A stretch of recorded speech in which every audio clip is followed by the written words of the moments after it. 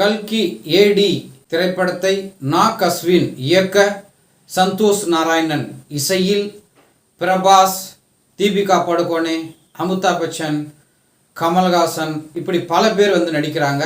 இத்திரைப்படம் 600 கோடி பொருட்செலவில் தயாராகி இருக்கிறது. இந்த திரைப்படம் நாளைக்கு ரிலீஸ் ஆகுது.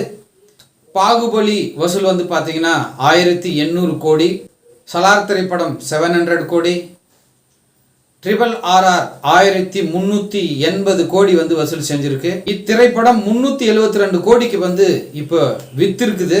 இந்த படம் 750 கோடி வசூல் செஞ்சனா இந்த படத்தை வாங்கிய விநியோகஸ்தர்களுக்கு லாபம் கிடைக்கும் அப்படின்னு சொல்லியிருக்காங்க.